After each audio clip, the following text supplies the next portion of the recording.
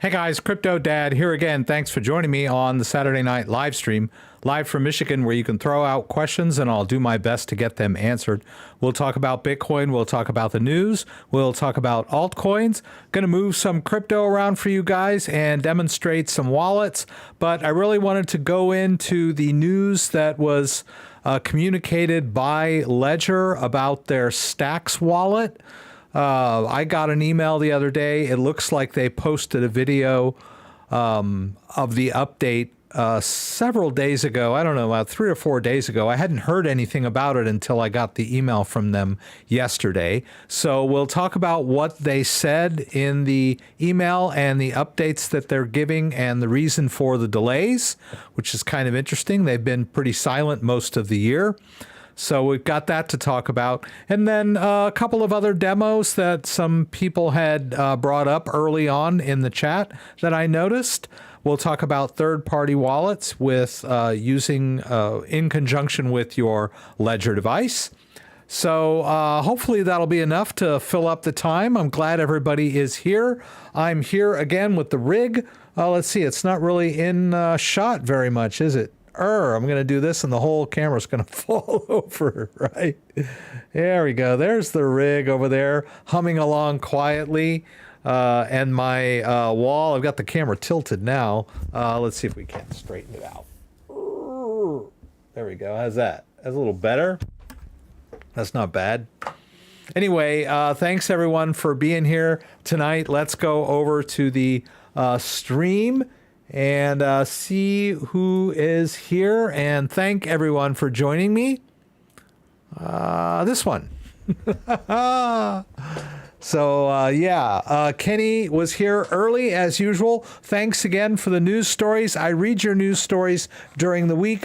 I don't know that I used a bunch of them tonight because I just wanted to kind of hit the highs, and you might notice that some of the news story links that I put down below are Reddit posts concerning Ledger and the Ledger firmware update. I know I've been over this so many times, but there seems to be a solid percentage of the crypto community that is convinced that the Ledger firmware update is a hack and a backdoor, and that is just simply not the case. I'm just like so exasperated with explaining this, but I've got some good evidence to present to you tonight that maybe will allay your fears. I don't know, people are just like terrified to use their Ledger device, and you shouldn't be terrified. Kenny, thanks for being here. Andreas Ebert, thanks for being here. Thanks for joining in the discussion a little bit early. Mr. Miskey also was here early. Darth Raven 86. We're going to talk about Stax tonight. I've tried to do a video on the Elipal's integration with MetaMask. It's much better on the MetaMask mobile version than it is on the desktop version. You can use your Elipal with the MetaMask desktop version, but it's a little bit dicey and it doesn't always work right. And so when I went to make the video, I was having some issues and sort of abandoned that project. But maybe I'll focus on trying to get that video done. Because it is possible to use your Elipal with MetaMask. Scott Lee is here. Thank you for being here again, Scott. I appreciate your presence always. Barbara K as well. Thank you for being here another week, Barbara. Amsterdam, Holland, another regular viewer. Emmanuel, it's nice to have you here as well. I am staying cool. It did get really hot here in Michigan last week, and then we had a just this crazy thunderstorm a couple of nights ago, and then the last 2 days has been kind of cool in the morning. But I forget what morning that was. I think it was Wednesday morning before the storm. I usually get up early, before the kids get up, So we got to get the kids to school. And I usually go out and kind of read and meditate in the morning around 6, and it's still dark.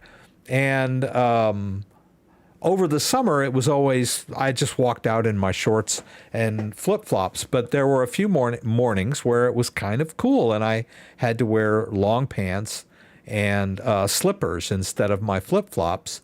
And so I asked Echo, I'm like, hey, what's the temperature outside? And it was like, currently in Grand Rapids, it's 78 degrees. I'm like, 78 degrees? It's still dark outside. And I opened the door and woof, I got hit with it. And sure enough, it was like 78 degrees at 6 in the morning while it was still dark. But yeah, like I mentioned, the last couple of days, it's been cooler. So thanks for asking. Birds, bees, and trees, thanks for being here. How's the family? We went to the Blueberry Festival a couple of weeks ago. Still getting pretty good fresh fruit here in Michigan. Blueberry season is in full swing. I think apple season is coming up. There are some good apples coming in, but I think apple season is more a September, October kind of a thing. So I'm looking forward to that. P. Wizzle, thanks for being here. I just scrolled and a bunch of people were in here. Ledger reached out to me and said the Ledger Stax would be released in the year 2140, when the last Bitcoin is mined. That's pretty good. Gregory Whelan, thanks for being here. Chippy. Jay, can you have multiple wallets of the same coin on Zero? I'm not sure what you mean by Zero. But usually you can have multiple wallets within your Ledger Live on your Ledger device. You can have multiple Bitcoin wallets, multiple Ethereum wallets, multiple Solana wallets, that kind of stuff. E. Poston from Colorado, thanks for being here. Donut Valley. Mike from LA, thanks for being here. Asil is here, thanks for being here. Senex2929 Senex from Maine, nice to have you. Barbara is LOL with Scott Lee, mosquitoes that keep me underwater. Marco PT from Portugal, also another repeat viewer. Mickey O, I was hacked when I updated the firmware using a version not authorized by Ledger. Sorry to hear that. Ensure your firmware version comes with the official Ledger website. Greetings from the Netherlands. Wow, a lot of cool people here tonight from all over the world. JDO and Dan, also our moderators, are here. Yes, we did have some tornado weather. As I was mentioning, that storm the other night was pretty crazy. I don't know if I can show that to you. I don't know. Let me see if I can pull this up. Poop-a-doo. Maybe, maybe not. Got some interesting stuff going on. Oh, yeah, maybe I can show you that. Yeah. I don't know if I can get this to go full screen or not. There it goes. I don't know if I'm going to get sound either. Are we going to get sound? Oh yeah, there it goes. I'm standing on my front porch. This was the storm. I guess that was August 24th. And it was weird to me because all the lightning was like heat lightning. I didn't see any bolts or anything. I just saw a lot of flashing and thunder and heavy rain. It's pretty cool.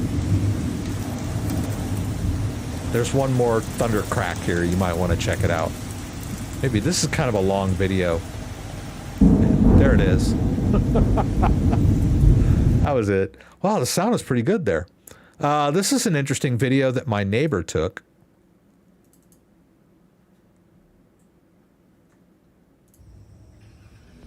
It's a cat conspiracy. That's my cat there in the gray. And then this is Cody, and that's Ollie. And looks like they were having a conspiracy meeting. They were getting ready to take over the neighborhood or something. I don't know what's going on with that. Anyway, enough about me. Let's jump into the news. If you're not familiar with the live stream, we've got a bunch of stuff in the description down below. I try to give you an overview of what I'm going to talk about. And the mic is on. That's good. If you like my rig and you'd like to buy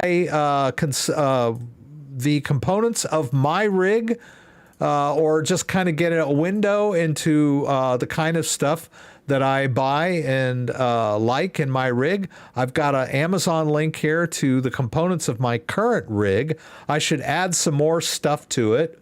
But also on my Amazon page, you can check out my hardware wallet recommendations that you can get through Amazon, which gives you all the convenience of Amazon, fast delivery and easy returns if you're interested in any of this stuff. I was surprised the amount of crypto wallets that you can get directly on Amazon. So you might want to check that out. Also, we've got our agenda here, what I'm going to talk about, stuff we're going to go over, ways to contact me on Twitter, YouTube, Instagram, and email. If you want to shoot me an email, I would be happy to talk with you and see if we can't get your problem solved. Let's see, we've got the news stories that I'm going to talk about here, and then I've got links to these Ledger updates and links to a couple of Reddit discussions that I would like to just kind of go over with you and kind of hopefully allay some of your fears about the Ledger firmware updates concerning the Recover and Ledger software updates. I don't know why people are just so suspicious of Ledger. They've been around forever. They're the #1 wallet out there. They have the most third-party support. So it's kind of hard to just throw your Ledger away and replace it with a Trezor when Trezor doesn't support Polkadot and Stellar and just a whole bunch of other Cosmos. So you can't just like throw your Ledger over your shoulder because of this recovery issue. Anyway, I'm getting ahead of myself, and I will talk about using third-party wallets to manage your Ledger device as well. And then I've got a bunch of affiliate links down here. So let's jump into the news real quick. Besides the cat conspiracy, we've got the Fed meeting at Jackson Hole, which is an annual get-together. If you've never been to Jackson Hole, it's really a beautiful place. And the Grand Teton, I think if I can get this for you guys. The Grand Teton, yeah, look at this. That's the view from Jackson Hole. It's just breathtaking. And as you can see, there's like a whole bunch of pictures of the Grand Teton Mountains. Jackson Hole is, I believe, it's in Wyoming, and it's not far from Yellowstone. So just a gorgeous place. I feel jealous of these guys that go there every year and they just hang out. But anyway, the remarks that were given by Powell from Jackson Hole, I guess, were hawkish, which means that they plan on continuing to raise rates. They don't have any intention of lowering them anytime soon. They don't have any intention of stopping them. That's hawkish, right? Everyone kind of feels like they've hit the limit as to how far they can raise rates and not crash the economy. But apparently the Fed wants to continue, doesn't think they've done enough to combat inflation, and don't mind putting people out of jobs. They want unemployment to go higher, and so they'll know it's working. How do we know it's working? Well, more people are out of jobs, so we must be doing something right. Anyway, yeah, that's the Fed, right? And it didn't do a whole lot for Bitcoin because Bitcoin had kind of gone down in anticipation of this. And when the news actually came out as being hawkish, Bitcoin initially went down a little bit when the comments hit the tape, so to speak, but then sort of bounced back a little modestly because, as I said, it's the typical buy the rumor, sell the news, or sell the rumor, buy the news, however you want to think of the way it goes.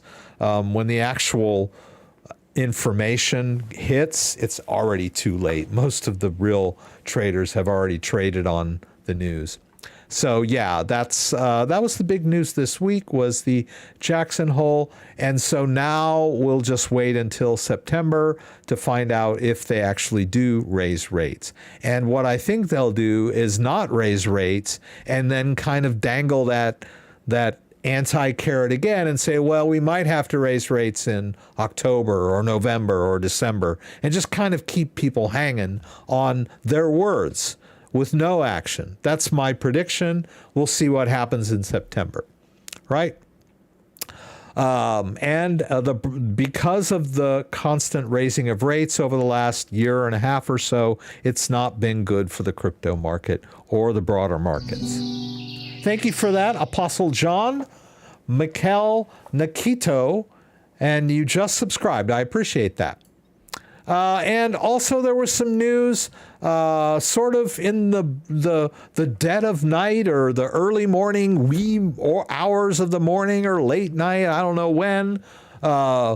The Treasury Department released their proposal on how to deal with crypto tax-wise, I guess. Minutes after the U.S.'s long-awaited proposal for taxing crypto gains went public, objections erupted from those tied to decentralized operations counted as brokers, right?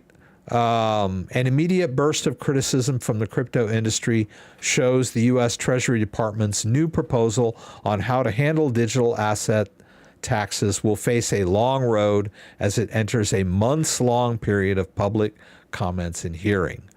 So the Treasury Department has come up with a new proposal of how to tax crypto, and crypto and especially DeFi are not really, they're really hard to pigeonhole, right? It's not a traditional exchange. It's not a traditional market the way a stock market might be, or even a commodities market. Decentralized exchanges are sort of run by the users. They're created by a dev team, but the end users that join this DeFi site can actually lend their crypto and their liquidity to the DeFi. So it's a decentralized way of market making. It's really never been done before. And the Treasury Department can't really figure out what to do with it. But they want to tax it, right? So they're trying to categorize DeFi and people that are using self-custody wallets as some kind of brokers, and they want to tax them as brokers, and it's just wrong-headed. And the crypto community has reacted to this proposal. So hopefully cooler heads will prevail, and people in Congress will do their best to treat the crypto industry fairly.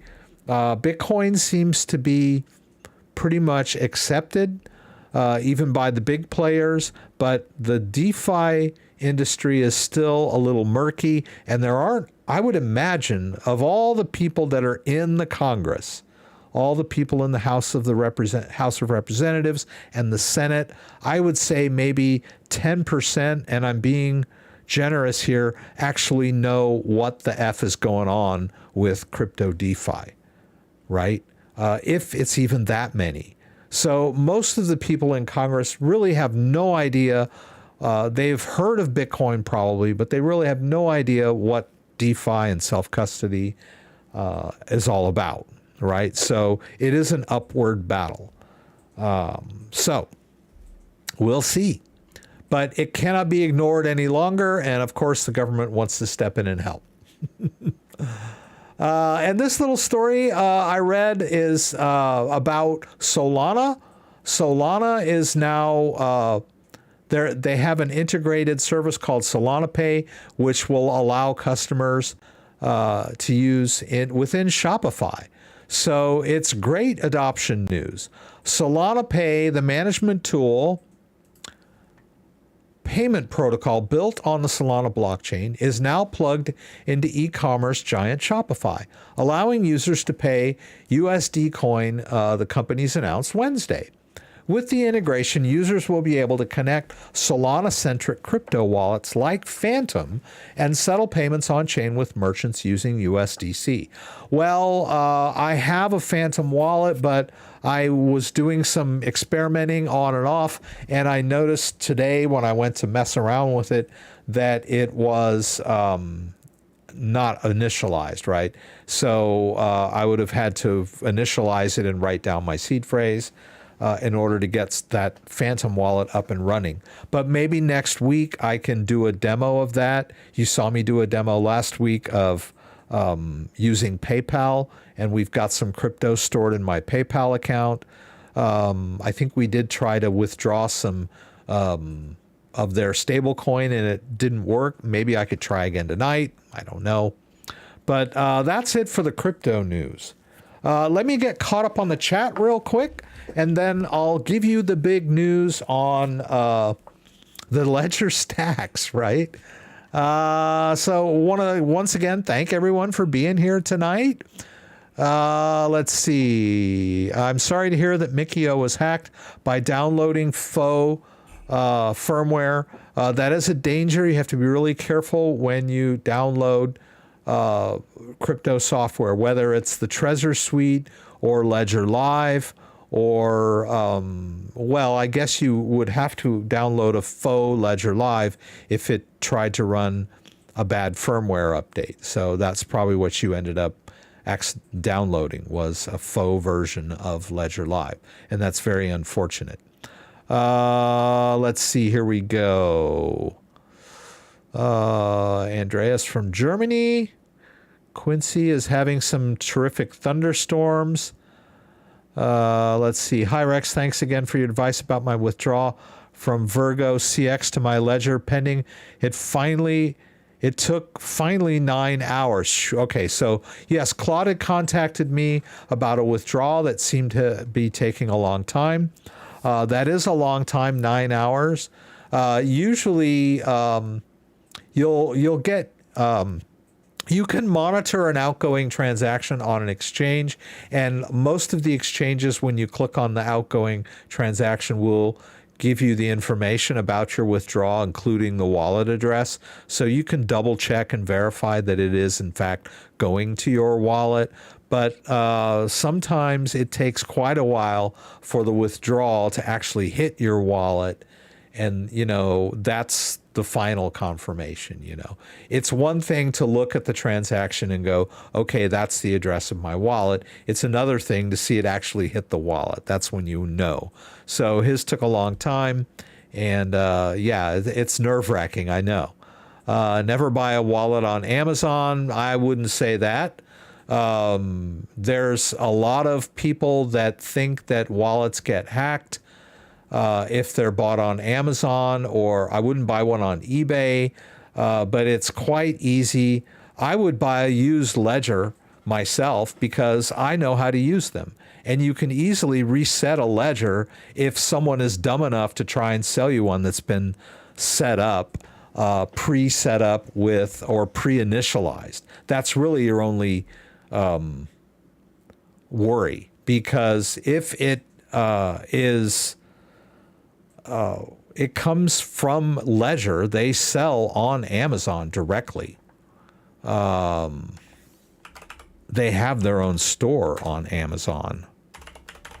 So I think it's alarmist to say, oh, don't buy crypto wallets on Amazon. Well, Ledger sells their devices on Amazon. They ship a bunch of their stuff to Amazon so that Amazon can, I forget what they call that. It's something, anyway, you basically ship a bunch of your products to Amazon before they're sold, and then Amazon handles the logistics. So Amazon has a whole bunch of their products in their warehouses so that when you order one, it comes semi-locally, right? You don't have to wait for it to come all the way to France. So, yeah. And Trezor, I think. Right. And no one has ever hacked a device so that when you get it, it's somehow tainted. Right? That's kind of a wives' tale. We're going to talk more about all that stuff. There is just so much fear and misinformation out there about how hardware wallets work. And there's a lot of people that shout and scream about something that they just heard somewhere. Not saying that was you. I'm talking about people that are claiming that the Ledger firmware update is a backdoor. There is no proof of that. And there's a lot of documentation that proves otherwise. Anyway, let's go on. What would you choose, Ledger or Keystone? I am not going to give anyone the satisfaction of telling them what the best hardware wallet out there is. That's for you to decide. I'm here to give you all the information that you want. I will objectively evaluate wallets. I've done so on my YouTube channel. I have countless reviews of wallets. I've done several wallet comparison videos, but I don't know what it is. Everybody just wants me to tell them which wallet to buy. I'm not going to do it. Sorry. Someone asked me the other day, which wallet do you use? I'm like, I have like 7 or 8 different wallets that I use. So just by me telling you what wallet I use isn't going to give you that satisfaction of hearing, okay, CryptoDad told me that Ledger is the wallet now. I'm just not going to do it. Anyway, sorry about that. Sorry, I'm just a cranky old man. My first Ledger Nano S was from Amazon. Still got all my crypto stored on it. Values or something else. I only buy wallets directly from the manufacturer. Okay, yeah, people. Jackson Stone is near Hole in the Wall. Jackson Hole is near, that's funny. I don't know why they call it Jackson Hole. It's a weird name for a city, isn't it? Question about the Yubico key. If I don't have access to my phone abroad and I want to have access to my Coinbase account, can I use Yubico for security verification instead of Google 2FA? I don't have access to my phone abroad, and I want to have access to my Coinbase account. Can I use Yubico? Well, you can still carry your phone with you unless you left it at home. And you don't even need to have a Wi-Fi connection to use Google Authenticator. Google Authenticator is device specific, although it does need to have the current time because it uses the current time. So you could just turn on your phone without connecting it to one of those foreign wireless carriers and use your Google Authenticator. I'm not sure. I mean, if you want to set up hardware, if you want to set up your YubiKey as your two-factor auth on Coinbase, I think they support YubiKey. And so I'm assuming that you mean you're going to be carrying a laptop with you, and you could do that. That's entirely possible. But as I mentioned, you can still bring your phone with you, even if it's not connected to any networks, and still use your Google Authenticator. But you would need to have the correct time on your phone. Yeah, so I don't know if it needs to be set to the local time or whatever. I just know that Google Authenticator is device specific. It doesn't need an internet connection, but it does need to know the correct time. Oh, good. Yeah, but you should be able to go into your Coinbase settings and switch your two-factor over to your YubiKey, and then take your YubiKey with you so that you can use your laptop to access Coinbase. Maybe you mean on your phone using the YubiKey as your hardware device, and I'm sure that's possible as well. I'm just not sure exactly how you plan on accessing Coinbase when you're abroad. I happy Ledger finally updated I will wait for mine as a big fan of Ledger. Safest wallet, just buy silver and bury in your garden. Nano X is $259 in Australia. That's very expensive.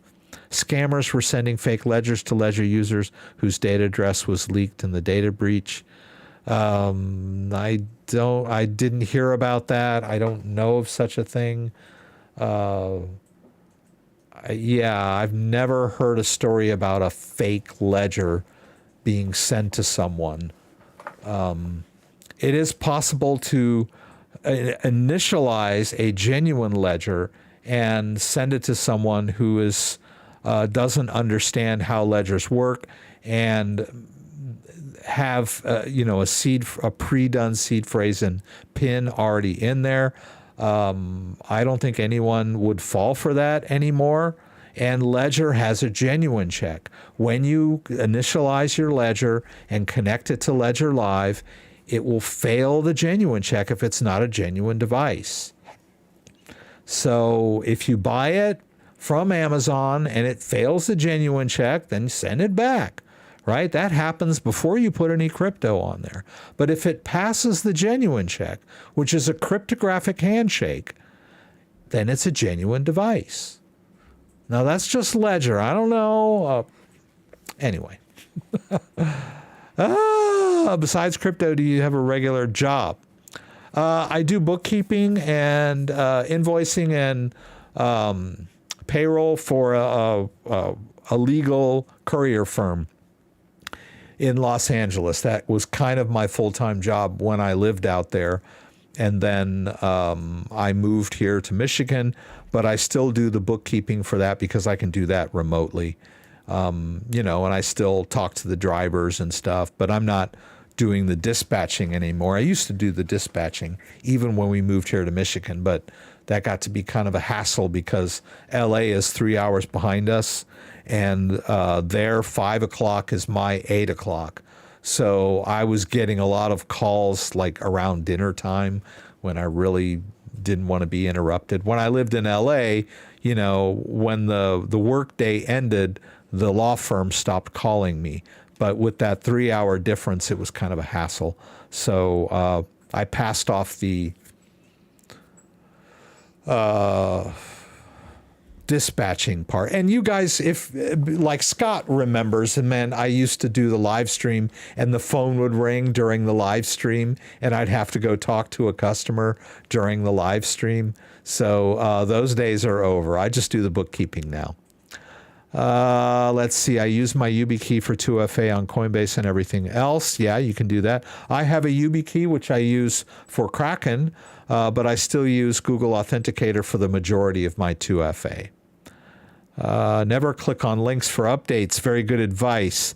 All right, so let's talk about the update. I got an email from Ledger, and it links to this little article here about the Ledger Stax. And basically what they're saying is that we apologize for the wait. Thank you for your patience. They're building a truly innovative project. They meant to ship early in the year, but they weren't able to do that. And the little video here, and as I mentioned, I've linked this down in the description below. So, I mean, if you want to go down there if you click on the link down here, you can read this article and watch that video. I'm not going to play the video while I'm talking to you guys. But the video, basically the main issue as to why they haven't delivered, they said that they were not, that the third-party company that were making the display for them, and they didn't specify the name of the company. They said over 2 continents, so I'm going to assume that they were in Taiwan or China or somewhere. The company that they gave the order for making these displays could not manufacture this display to scale, basically, is what they're saying. to scale, I'm assuming means that they weren't able to create, mass produce this display. So they were able to do some prototypes, obviously, because the people there at Ledger have some already, which they're testing and upgrading, but they weren't able to manufacture enough of them to allow them to start shipping them out. They had said, I think they had said early on, they made they said stuff like not up to our standards, which made it sound like they got some deliveries, maybe of some prototypes, and they weren't up to Ledger standards, or like they got a bunch of them, however many they got, and they tested them out and said these are not going to work for us. That was the impression that we got. But this latest update says they were not able to manufacture them to scale, which means that okay, you can make one or two, but we need 1,000 or 5,000 or 10,000 or however many they need to ship out. And this company is not able to do that. That's their excuse, right? It's the display. Now, what they've also said that while they've been waiting, the good news is that while we've been working on the Ledger Stax screen, we've made a ton of improvements on the end-to-end Ledger Stax product and experience. We've improved the touchscreen performance, the battery life, and had time to work on the interactions between Ledger Stax and Ledger Live. Our companion app, where you can stake, swap, and buy, and more. Okay, that's Ledger Live. Okay, we've ported all the top Ledger Nano apps to Ledger Stax. So apparently the apps that run on the Stax are not the same apps that run on the Ledger Nano X. Different architecture, different OS maybe, but they had to port all of the apps over to the Ledger Stax, which is also going to kind of be an issue when it comes to updates, because generally when a developer, like somebody over at Polkadot, the developers over at Polkadot do updates on their blockchain, right? And when they do those updates to the blockchain, a lot of times they'll break the functionality of their Ledger app. And so after the developers update the Polkadot blockchain, I'm just using them as an example, they have to update the app and re-upload it to Ledger Live. And that is why you get app updates when you launch Ledger Live. You'll see sometimes it'll just say that you need to update these apps. And if it's Solana, or sometimes it's the Bitcoin app, sometimes it's the Ethereum app, sometimes it's the Polkadot app.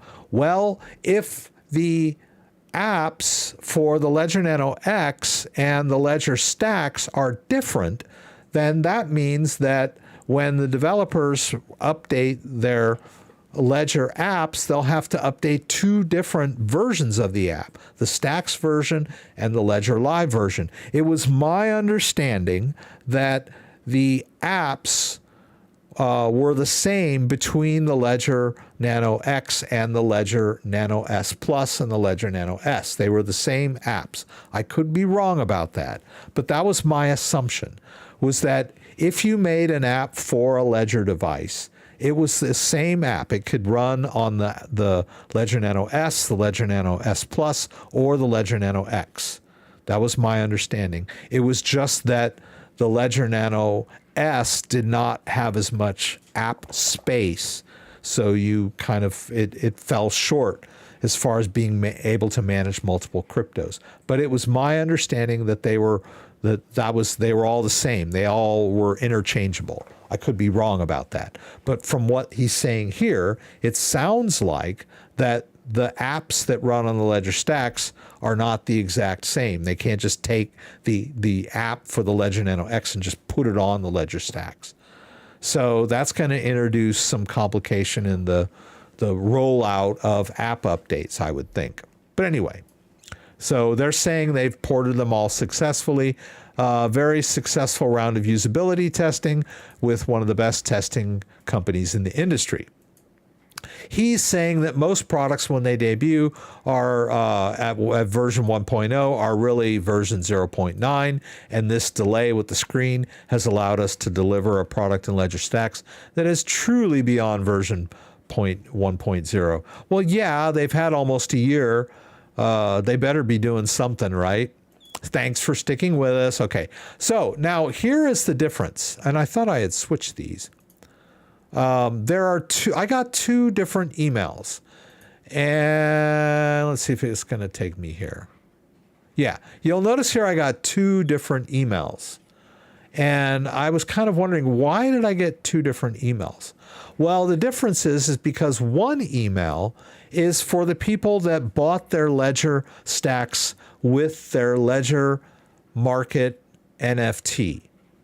And the people that bought their Ledger Stax with their Ledger Market NFT will get a free Ledger Nano S Plus from our new color capsule collection, in addition to the exclusive Ledger Stax magnet shell that's already included with your order. So that's the difference. Notice?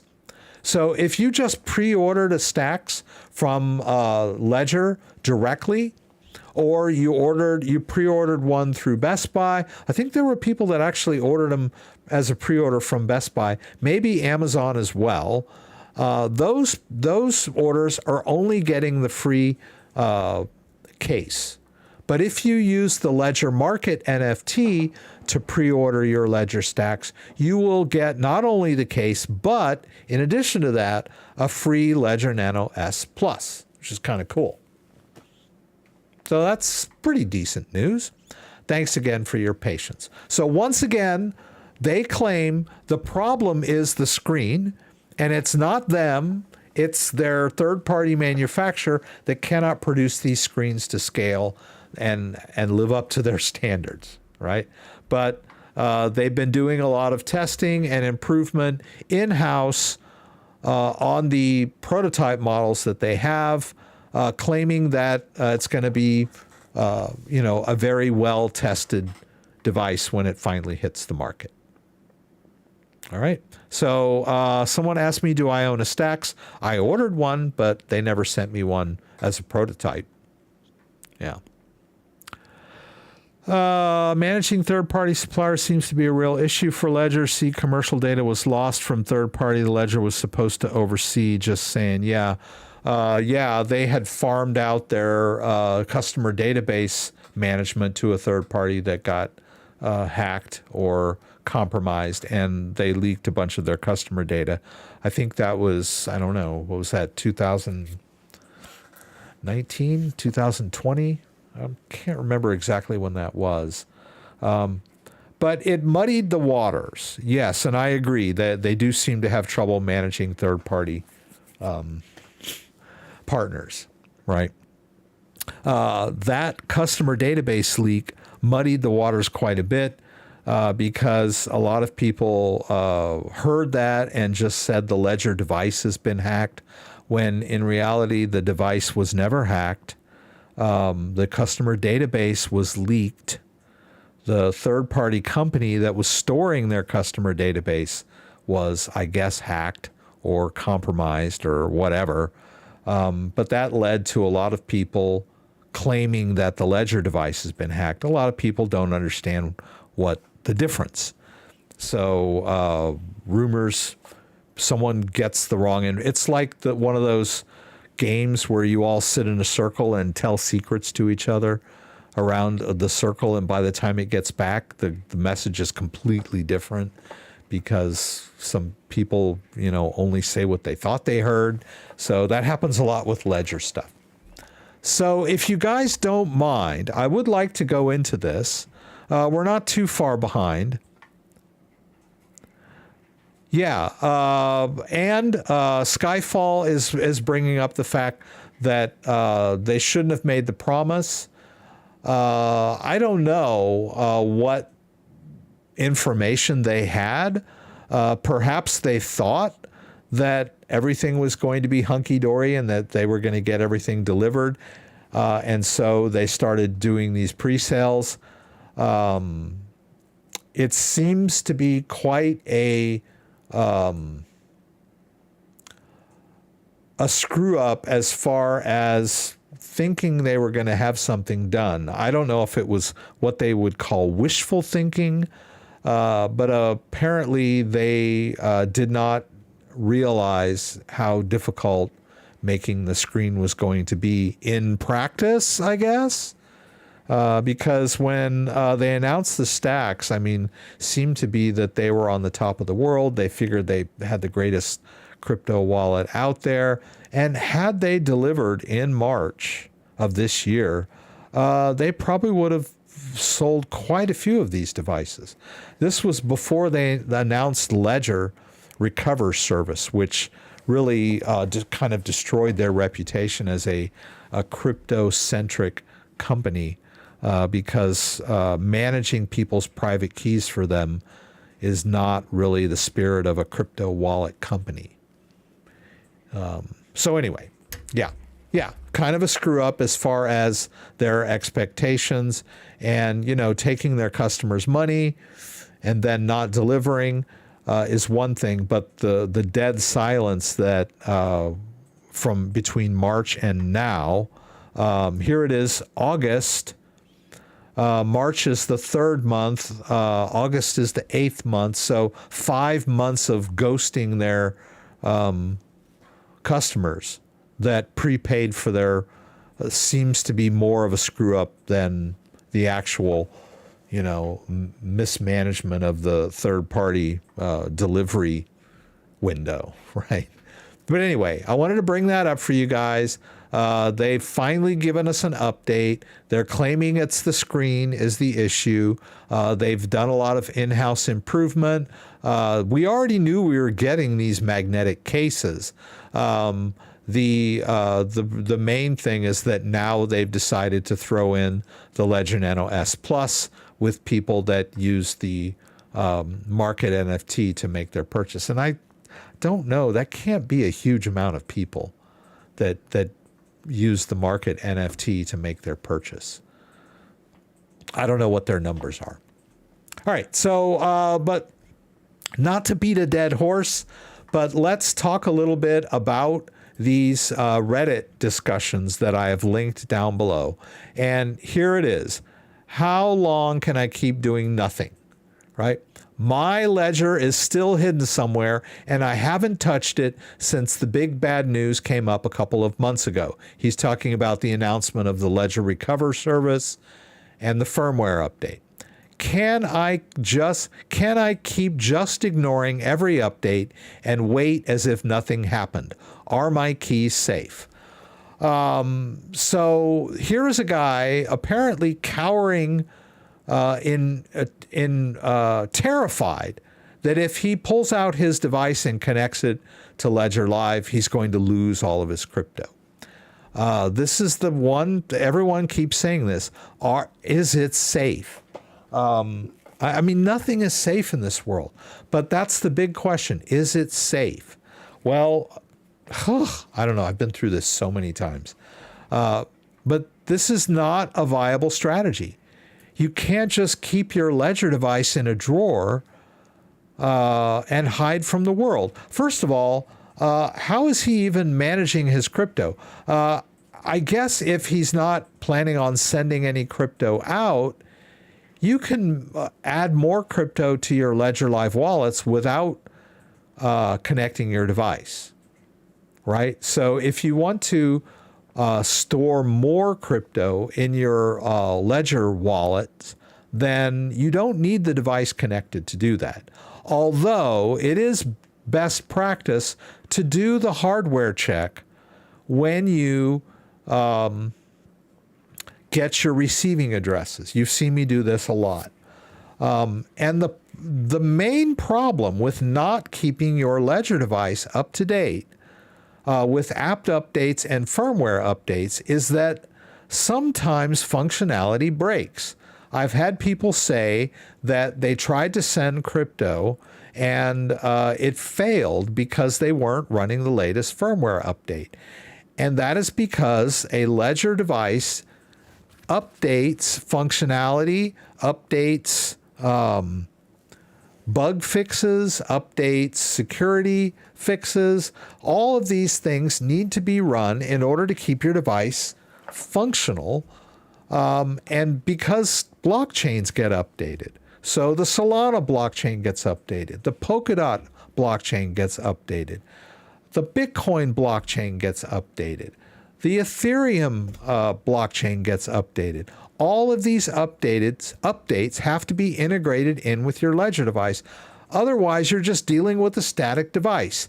If the Ledger was a static device and there was no way to update firmware, and then you got it, and then that would be what you see is what you get. You have a device that cannot be updated and that quickly gets outdated and non-functional. So you would have to buy a brand new Ledger every 6 months or a year in order to take advantage of all the new crypto updates out there, right? That's not a very good device, if you ask me.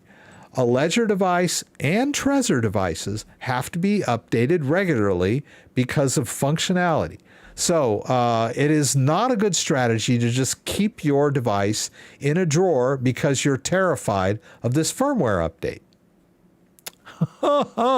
So the first response here is Ledger telling him your keys are safe, but you need to keep your device updated. Just what I was harping on.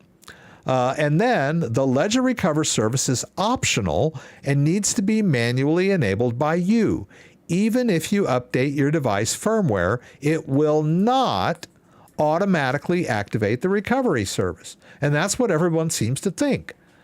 Importantly, again, Ledger does not have access to users' secret recovery phrases, whether or not they subscribe to the Ledger Recover. Your secret recovery phrase cannot be extracted even when you download the latest OS update for your Ledger device. And then they have a link to an article. We've said this over and over and over again, but there's people out there that are just convinced that the Ledger firmware update is a backdoor.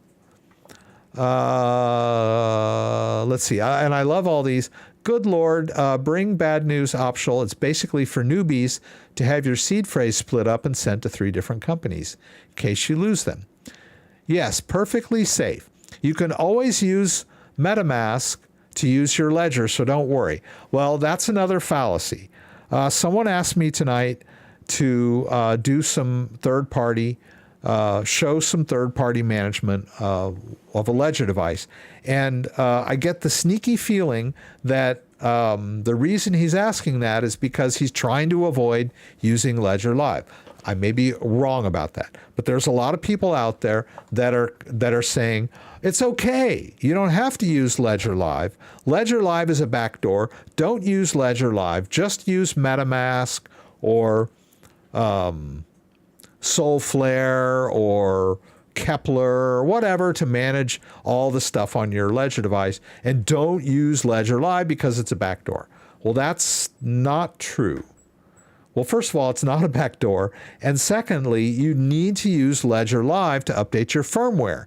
You can't update your firmware in MetaMask. You can't update your firmware in Kepler or Sparrow or Electrum. The only way to update the firmware on the device is to use Ledger Live. So trying to avoid Ledger Live by using third-party apps to manage your crypto will only get you so far. Even in MetaMask, I've heard people say that when they tried to execute a transaction, it failed because the Ethereum app wasn't up to date. So then they had to go back to Ledger Live to update the firmware or the apps. You can update firmware and apps. If your Ledger hadn't been updated in a long time, you might be prompted to update before sending crypto, right? The update only applies to Ledger Nano X. For now, S and Plus are safe. So the implication here is that the X is not safe. So don't worry if you've got an S or a S. And then the poster, the original poster says, well, I have a Ledger Nano X. All right, now here is the voice of reason. I don't know this guy personally because it is an optional update. as of now. And even if you download it, it's an optional paid service. It's not free. The issue seems to be that it's an unknown if the act of updating the firmware alone is enough to unknowingly offload your seed. It's okay to use the Ledger Nano X, just don't update it if forced. Okay, that's not the voice of reason. That was someone else that says, oh, the firmware is going to offload your seed. Just don't update the firmware, right? Another one. This guy is the voice of reason. Okay, I'm sorry. This is the guy. It is known that Ledger cannot extract your encrypted seed shard without you approving it on the device itself by pressing buttons. You can read the FAQ in the public white paper. So they put it in writing, right? They have put it in writing. That's a big deal, right? You can't put something in writing if it's not true. You could be sued just for printing something that's false, right? So they put it in writing. If not, it would be malicious, and Ledger has absolutely no vested interest in being malicious. Also, if Ledger was extracting the seed without your knowledge, it would be rapidly known, since all communications between the Ledger and the outside world, either by USB or Bluetooth, is public and can be snooped on by security experts, right? So here we are. Everyone's claiming that Ledger is sucking all of our seed phrases out of our devices if we use the updated firmware. No, they can't. And if they were, it would be obvious and everyone would know it. Or at least people, that developers would know it, right? So, and here's the voice of unreason. Bruh. Stop spreading this misinformation. The traffic between the Ledger and the Ledger Manager, Ledger Live installing apps, is encrypted. If your keys are sent out via this channel, literally nobody would know because nobody has the encryption keys for it. More misinformation posing as information. I develop apps that run on the Ledger device. So I know that not all the communications between the Ledger and Ledger Live are encrypted. Signed apps and firmware are encrypted when installed, but commands sent to the Ledger apps and answers from the Ledger, e.g., error codes, public keys, addresses, signed transactions, etc., are not encrypted, right? So if they were sucking your seed phrases out, it would be obvious and observable, right? The seed shards are encrypted, but you could still see them if you were snooping on the communications, since they are pretty large, and you could see the commands passed to the Ledger to extract them. So here we have a guy who develops for the Ledger Live platform. As I've said before, Ledger Live is open source.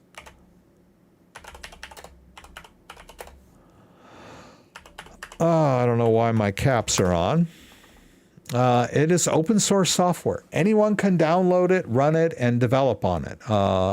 If you want to upload changes, you'll probably have to, go through the hierarchy to get your changes uploaded. But people are developing third-party apps for Ledger all the time. As I mentioned earlier, where was that? I think it's here. Let's see. Well, I'm not going to be able to find it. I showed it to you last week. Wait, if I do this, I think I can do this. Ledger HQ, here it is. All right, so there are apps that are also Ledger Nano applications, which are the apps that I'm talking about, are Bitcoin, Ethereum, Cosmos, Polkadot, Solana, Tezos, and Stellar, and others, right? These are all open source. So if Ledger was stealing people's private keys, it would be obvious. It's almost like, if a bank manager was stealing money out of the safe and taking it home every night, he would be nabbed the next morning when they reconciled the books. So this whole idea of Ledger sucking your seed phrases out of your devices is ludicrous and not true. Oh, okay. And then one more. We'll go over one more here. I can find, whoops, not that one. Oops. Okay. So I think I've lost it, but it's over here. Boop-a-doop-a-doo. Whoops. Oh, I'm in the wrong browser here. Oh, okay. Here it is. Okay. Kind of lame that the new update to Ledger Live requires you to reconnect your hardware wallet. That is false. You do not need to connect your hardware wallet after you update your Ledger Live. Now, Ledger Live does auto-update now. The Ledger Live software, if you're not running the latest version, and the latest version is 2.66.0, if you're not running the latest version of Ledger Live, it will auto-update when you quit and a relaunch, right? And a lot of people are upset about this. And yeah, I understand. Like, oh, I don't want to update my software. I just want to leave it and not update it. Bad strategy, right? But it's my computer. So, of course, if I don't want to update it, I shouldn't be forced to update it. Well, you sort of aren't really forced, because when Ledger Live relaunches and runs, there's an admin alert on your Windows machine that asks you whether you want to run the update or not, and you can choose not to. But I don't think you'll be able to run Ledger Live anymore. So yeah, they're kind of forcing you into updating Ledger Live. But updating Ledger Live is not updating your firmware. Your firmware is over here. Your apps and your firmware updates are separate from Ledger Live updates. So there's a lot of confusion about that. Let me go ahead and authorize this on my device. Let's see if I have any updates. I don't think I do, because I keep my device pretty much up to date. I'm on the latest firmware, 2.2.2, and my device is genuine. That's a genuine check that I talked about it. Thank you for that, Emmanuel. I get it. Yeah, it is. It's like I can say it over and over again, but I get a lot of harassment from people in YouTube comments when I talk about the Ledger being safe to use. So here's a guy. He did his update. He's on a Mac. He did his Ledger Live update, and he claims, first he's mad that he's being forced to update. So okay, I get it. But he's also claiming that when he ran his update, that's Emmanuel. Thank you for that. I appreciate your tip as always. Thank you for being here as well. So he's claiming that when he ran his software update to his Ledger Live, that it somehow wiped all of his accounts, and now in order to re-add his accounts, he's going to have to reconnect his device and re-add his accounts. A kind of a hassle, but not an insurmountable task. And I mean, if you want to manage your crypto, then it's not that big of a deal. But he's claiming that the new update now makes it so that you can't, the way he makes it sound is that you can't run Ledger Live without your device connected, and that's false. You can run Ledger Live without connecting your device, look at your balances, and even make deposits in here without having the device attached. Something happened on his machine, apparently, that wiped out or somehow reset his Ledger Live. But the more people try to talk to him about it, the more adamantly he keeps pointing out that he was forced to do this update, and now he needs to reconnect his device, and that he's on the Mac. A lot of people are saying, well, that's not true. If that were true, then everyone on a Mac would be complaining. So yeah, I just wanted to point that out, that if you thought that, and there's a lot of misinformation in these Reddit discussions. A lot of people are still talking about Ledger. Where is it? Something.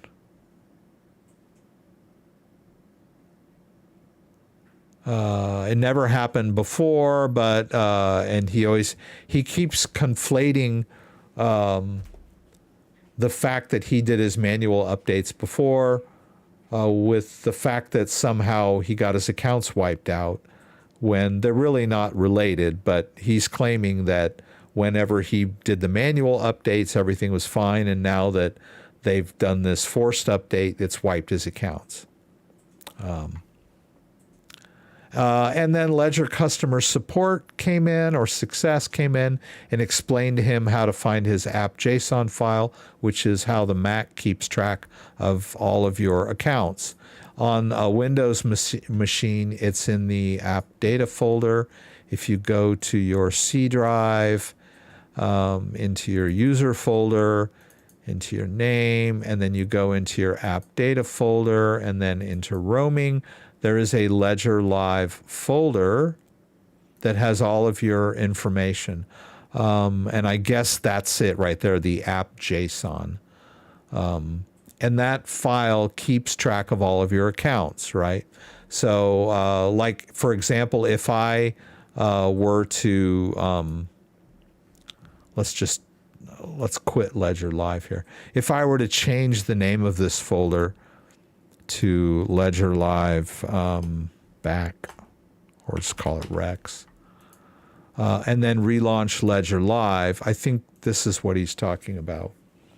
Something happened during the update that corrupted his system, and so when he relaunched Ledger Live, it was basically blank. And now it wants him to reconnect his device, which is not really that big of a deal. All you got to do is go over here and then connect your device again. Now, it will be blank, right? You'll need to go through the genuine check. This is the part where it checks the device to make sure it's genuine, right? So there's no problem with, you could buy a Ledger out of the back of a truck on the corner of, 5th and, Vine, and take it home. If it passes the genuine check, it's a genuine device. And then, he got here, and now his accounts are empty, right? So all he has to do is connect his device and add accounts. But once he's done that, he won't have to do it again.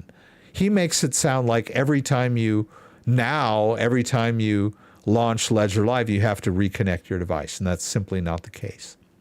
And I can go back here and just change this folder back to Ledger Live. Whoops. Whoa, wait. Oh, yeah. It recreated the Ledger Live folder, so I can just get rid of it, right? That was the new one that they created. Now I can just take this one to be back, and then I can relaunch Ledger Live, and all of my data is there again. So I'm not sure what happened to this user, and I would be frustrated too if this happened. But I've done this so many times that it wouldn't be that big of a deal to me. But there were a lot of people that were claiming that, that's just so they can, where is it? Oh, seems like a software move to pull the seed out of the device.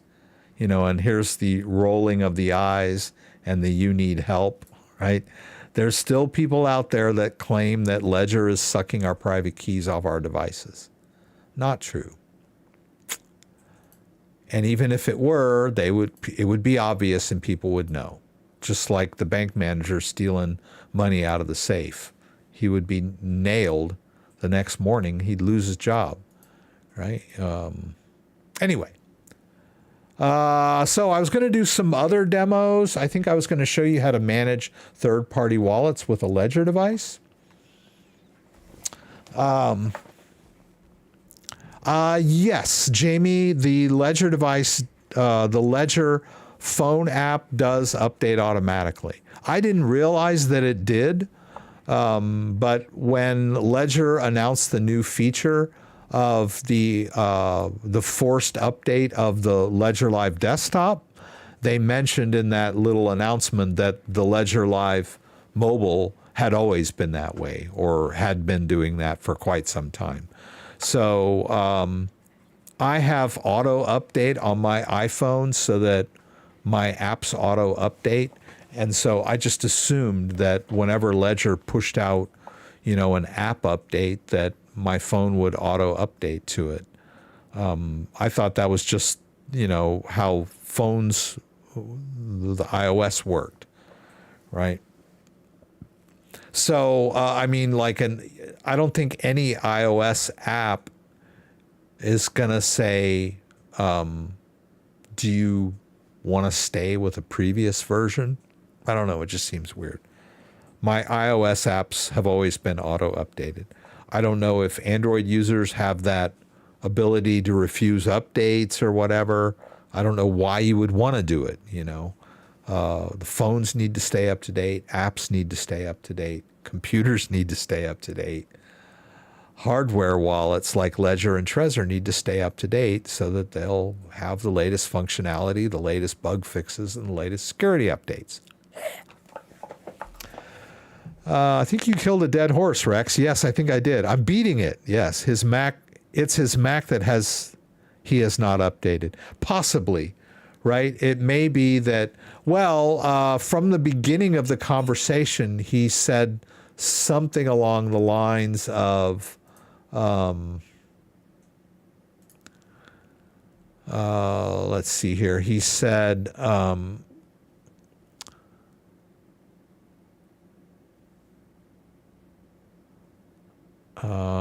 the latest update to Ledger Live seems to require you to pair your hardware device.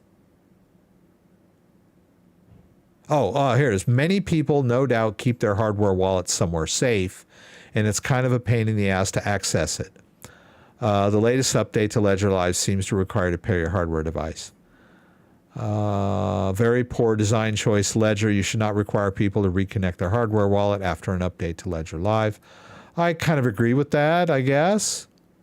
But you do need to connect it to update your firmware.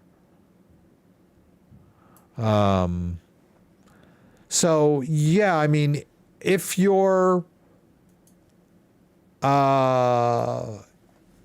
using your wallet to send and receive, or to receive and send crypto, then you should be connecting it on a regular basis, right? If all you do is create a wallet and then just make deposits into the wallet, then I could understand why maybe you want to just keep your device in a drawer somewhere safe so that it's secure. I get that. But if you're using the device to send crypto, then you need to have it connected. That's why you need the device.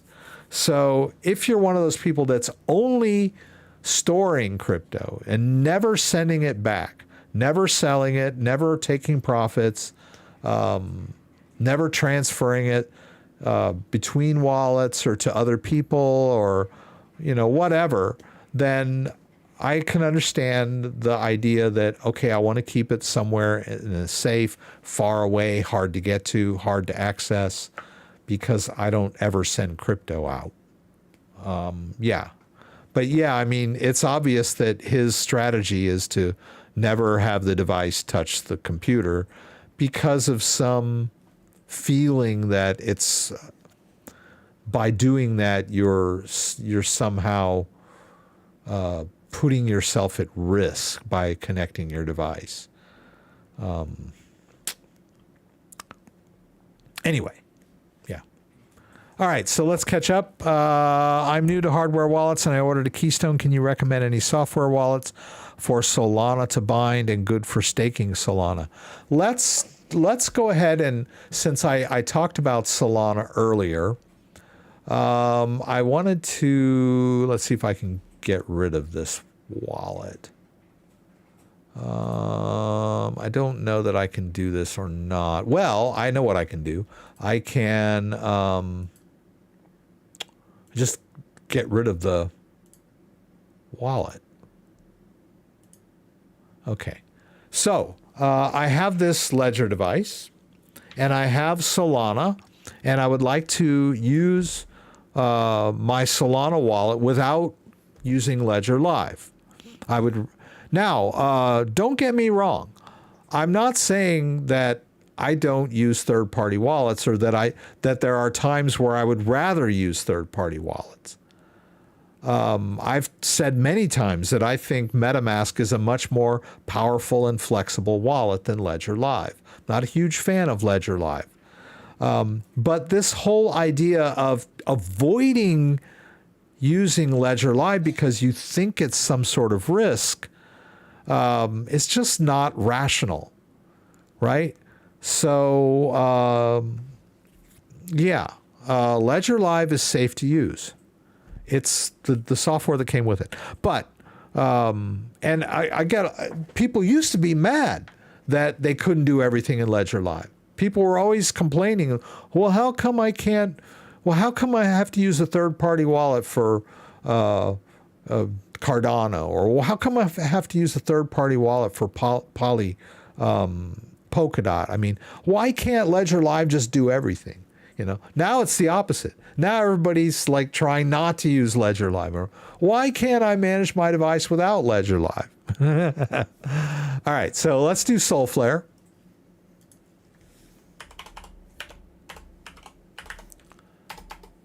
Okay. Right, so I'm going to create this wallet. Now, what's nice about Solflare is if I go access wallet, all right, it says, okay, well,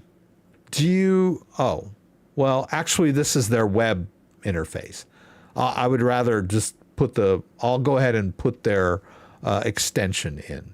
Because you could do this web-based, or you could do it with an extension, or even an iPhone or Android app. All right, so we'll go ahead and add the Solflare to Chrome. We'll add the extension. All right, and now we're using the extension. Whoops. We can even pin it if we want. All right, so we're using the Solflare extension. Now, I can create a new wallet, and they'll give me a seed phrase. And the seed phrase would be stored on my computer in encrypted format, but not the most secure way to manage a wallet. Or you could restore a wallet if you have a seed phrase written down somewhere, right? But by doing the restore, you have your seed phrase, you have your private key stored on your computer again, right? Or you can use Ledger or Keystone, right? I've got my Ledger device connected right now. So let's open up this camera over here. Whoops.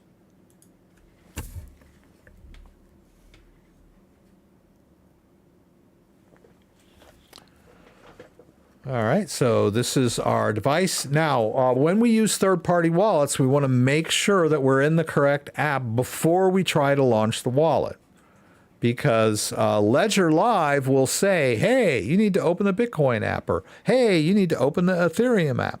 But third-party wallets don't do that, right? Third-party wallet expects to connect to the app when you connect your device. So you need to have the app running when you connect to a third-party wallet. So in this case, we need the Solana app. So we'll find Solana. If it's on here. Cosmos, XRP, Litecoin, Monero, Phantom, Flow, Tron. There it is, Solana. Right, so we open up the Solana app so it's ready and waiting. And then we go down here to the bottom where we say, I want to use my Ledger. Now it says connect my Ledger, which I've done. Okay, it says connect your Ledger and unlock it. Open the Solana app and click continue when ready. So we've done all of those, right? Ledger is connected. I've entered my PIN and I'm in the Solana app, right? Hit continue. And I got to put a password in here, which I will do.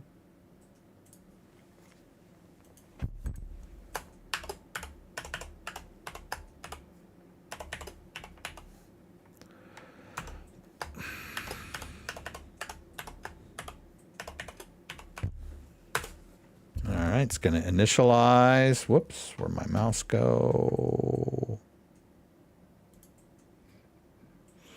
All right, so it sees that I already have some Solana wallets already initialized on my device. This is what's so cool about a Ledger device. Whenever it creates a wallet, it never forgets it. It'll always be there. It's cryptographic. It's derived from the master private key of the device. So it can always be recreated at any time. Even when you have deleted wallets or deleted accounts in Ledger Live, you can always reconnect the device and find that wallet. And its balance will still be there because the balance is on the blockchain. All right, so it looks like I had a couple of wallets that had small balances in there. We'll hit continue. And then we'll go ahead and there we go. Got my Solana. So I can see my Solana. And I've got some Solana-based tokens in there as well. I don't know if Solflare is compatible with that Shopify. I'll have to double check that. I think I would have to open up a Shopify account and go through all that too. So I'm not going to do that live. But the other alternative is Phantom. And Phantom is a great Solana wallet. But I need to, if I say I already own a wallet, it wants a recovery phrase. It doesn't give me the option of creating a standalone Ledger-based wallet from initial, right? I have to create a dummy Phantom wallet first. You know, you remember Solana said, oh, do you have a Ledger? Well, you can use your Ledger. So Phantom doesn't do that when you first started out. After I've created this wallet, then I can add an additional wallet and use my Ledger. But Phantom kind of, I don't know why they don't have the, like down at the bottom, have the, oh, do you have a Ledger? Well, it doesn't. So, but I love Phantom. It's a great wallet once you get it set up. And some other third-party wallets. Well, we know that we can use MetaMask.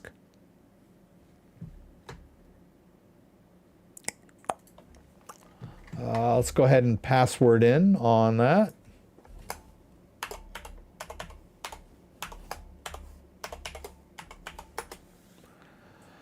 All right, let's make it big here. The first thing I'll do is I'm going to just delete my Ledger-based wallets, right? So here's this one. How do I do this? It used to be easy. Okay, there. Remove.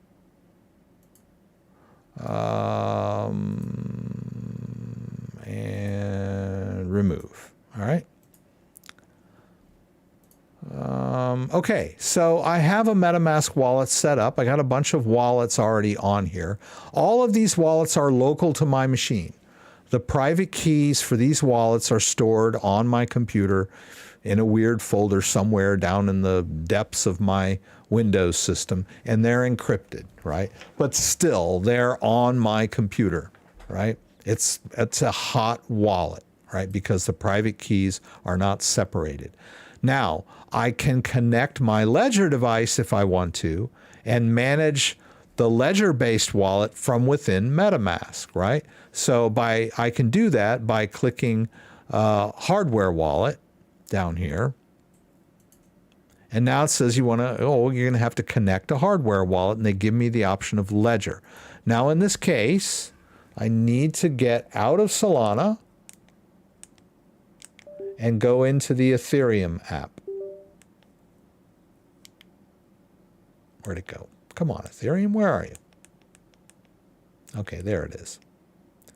Maybe get into the Ethereum app, and we click here, and we hit continue, and then we pair up in the web browser, and lo and behold, it shows me some accounts with some balances. I don't know why it says that's zero balance.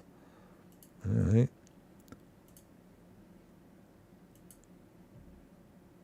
A SIL, thank you. And there's the wallet right there, right? And I can rename this if I want to. I can call this one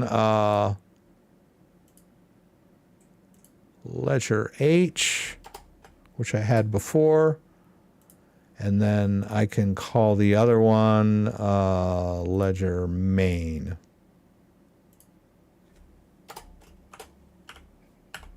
It's just for my own, to keep the account straight, right? But I mean, I also recognize these addresses, right? And so by doing this, now I'm managing the wallets that are based on my Ledger device in MetaMask. Asil, thank you. I appreciate that.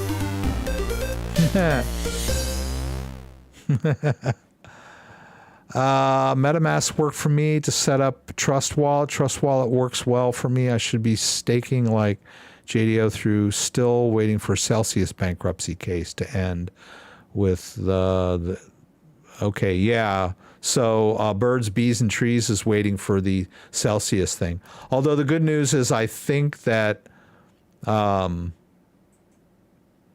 there's a light at the end of the tunnel. It looks like the people that had their crypto stored in Celsius are going to be, get their crypto back. That's good news. Glad to hear that. But sorry you had to go through that.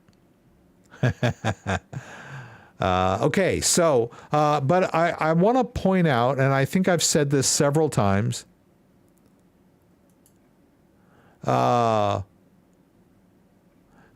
the other accounts are not protected by the ledger, right? So people seem to think that they say, oh, I got a whole bunch of crypto in my MetaMask wallet, and if I connect my hardware device, does that protect me now? Well, it protects the ledger-based accounts because these accounts have private keys that are on your device. These existing these existing MetaMask accounts are not protected by your hardware device. They are still managed on your local machine, right? Just connecting the hardware device does not automatically protect these other accounts with the hardware device. The only accounts that are being protected by the Ledger device are the accounts that were already on the Ledger device, right? And of course, we can look at this account in Ledger Live, right? It's the same one over here. Same exact account. Same balance. Is it the same balance? I mean, it looks, why does that one say 81 and this one say 12? Something's not right here. I thought that looked weird. Oh, because I'm on the wrong chain. Right. I need to be on the Ethereum chain. There we go. All right. So that's the right one. And notice too that I can manage multiple chains in MetaMask, right? I can do Polygon. That Matic that you see there is the same Matic that you can see over here. Right? So in Ledger Live, you have like different accounts that manage the different chains, but Ledger Live cannot handle the Optimism network or the Avalanche chain, right? So we've got MetaMask is much more powerful and flexible when it comes to managing EVM chains on your device, but it only manages EVM chains, right? It can only do Avalanche, Phantom, Polygon, BNB chain, and Ethereum and Optimism, the EVM chains. You cannot manage Bitcoin in MetaMask, at least not now. And you can't manage Solana in MetaMask. And you can't manage Cosmos in MetaMask, right? But you can manage Cosmos using the Kepler wallet, which is also compatible with a Ledger device. So if we go into Kepler, then let's delete this wallet. Can I do that? Where is it? Is it here? Oh, it's here. Yes. All right, let's just go ahead and delete this wallet. Once my password.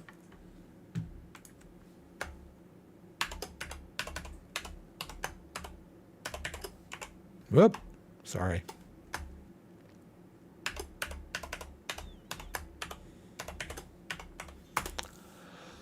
Okay, so if we go into Kepler for the very first time, when we install the extension in our browser, this is what it looks like.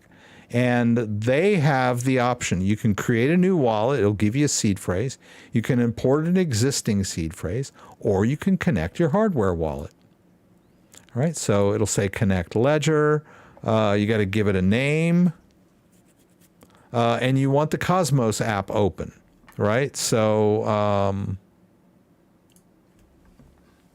let's get out of Ethereum. And by the way, all of those other EVM chains in MetaMask, you would still use the Ethereum app when you're in MetaMask, even if you're in the Avalanche chain, right? You don't switch to the Avalanche app or the Binance Smart Chain app. All right, there's Cosmos. Okay, so now I'm going to have to create all this stuff here. We'll call this one Ledger X. Let's create a password.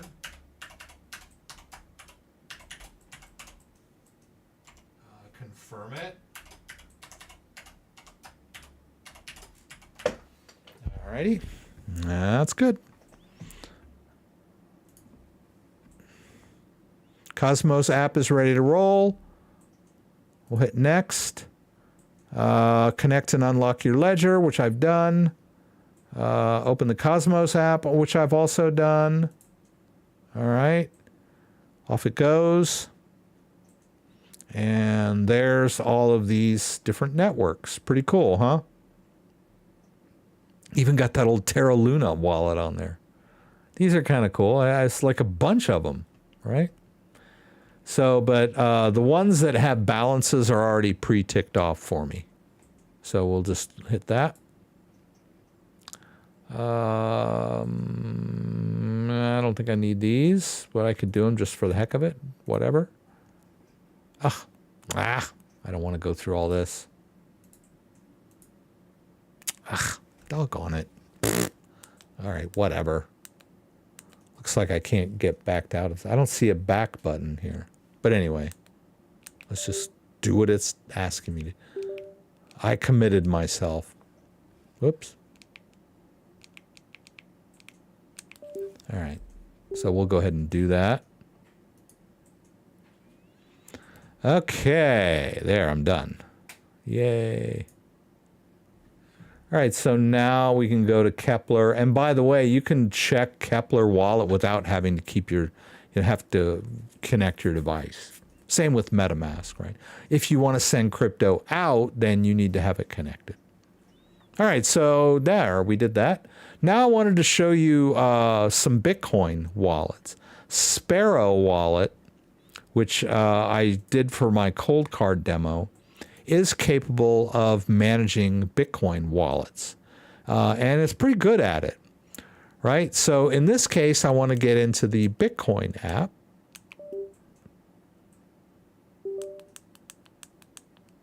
Went the wrong direction there. Right. Let's say file new wallet. Give it a name. We'll call this one Ledger X.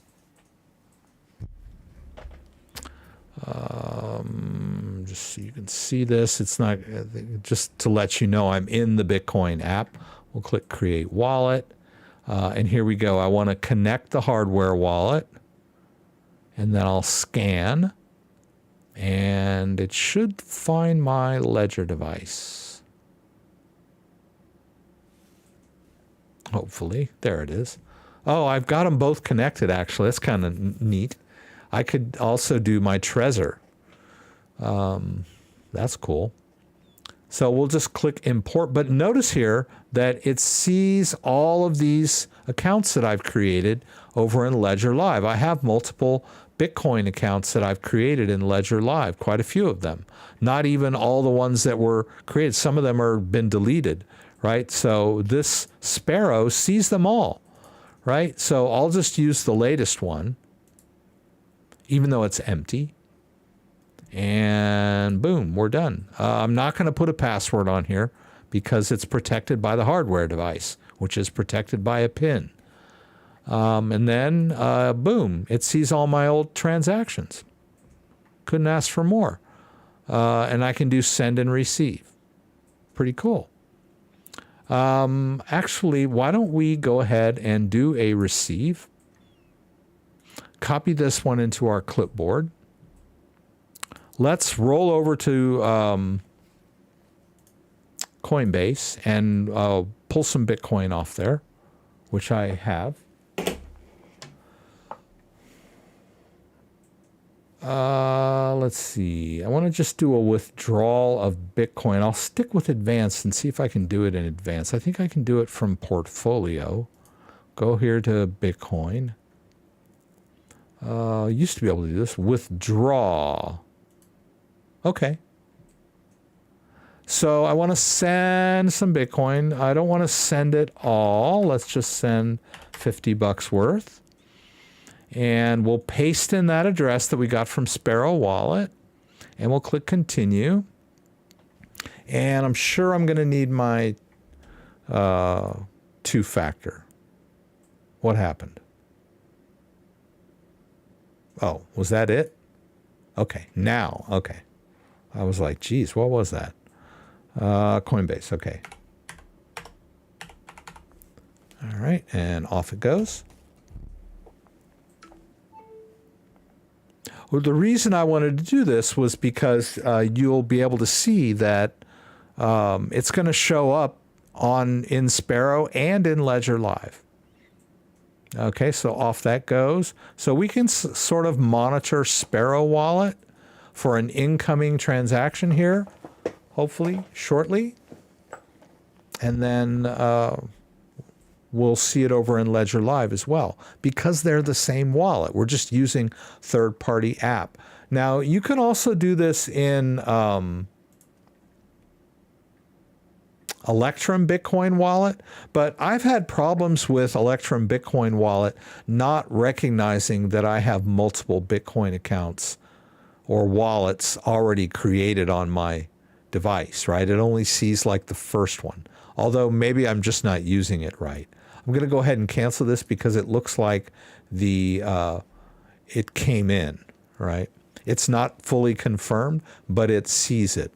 So let's check over in Ledger Live if I got an incoming Bitcoin. Where would that be? Let's go ahead and sync up and see.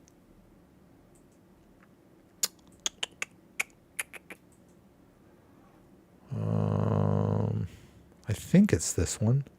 Oh yeah, there it is. Boom, same Bitcoin. Just received today. So as you can see, we're just using two different types of software to manage the exact same wallet. Let's see, what other third-party wallets can we do? Boop-a-doo. We did Kepler, we did Metamask, we did Solflare, and Sparrow. Okay, I guess that's enough.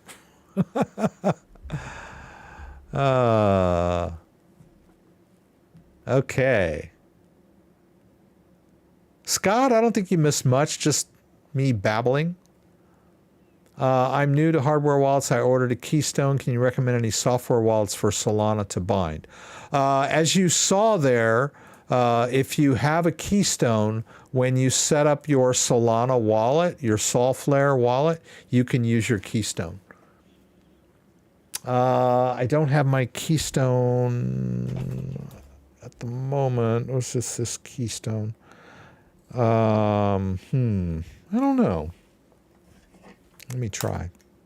What the heck? I think this is my Keystone.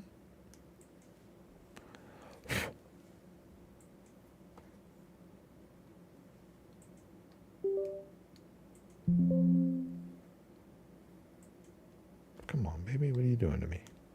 So you're not going to work? I'm trying to fingerprint this thing. Oh, I remember. This is a prototype. You can't see what I'm doing. Okay. let's go over here.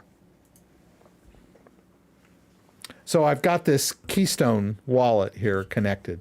I should have put it over there where you can see it.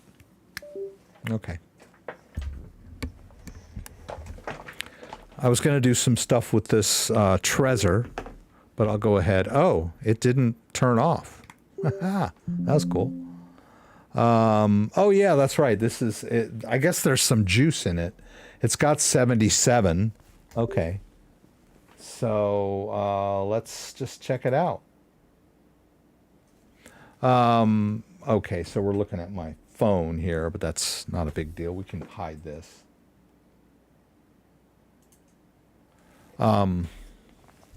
So we've got this Keystone wallet. Let's see, how could I do this? Let me try. If we go here, I'm just kind of spitballing here. I've done this before. Oh boy, no, this isn't going to work right. I know it. Yeah, it's not going to work.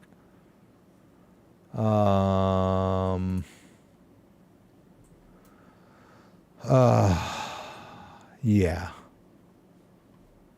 This has never worked right for me on a desktop. It's something about my webcam. I think like if I use my face cam, it works, but not my Facecam Pro, and I have to like disconnect my Facecam Pro to do this. But the mobile version of Solflare is much more suited to be used with this Keystone wallet, right? Because it's air gapped, right? You're scanning QR codes in between transactions. Anyway, I thought I was going to do that, but I remember trying to do this. It doesn't work right for me because of the way I've got too many webcams attached. But I did also want to do a Trezor transfer here real quick, just while I have the Trezor out. And then before the end of the show, I'd like to show you how to move crypto from one device to another, if I can. A lot of people ask me about that. It's not as complicated as you would think.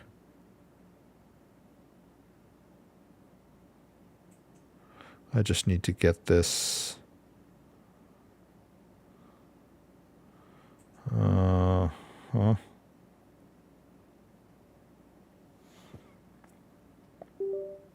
Okay.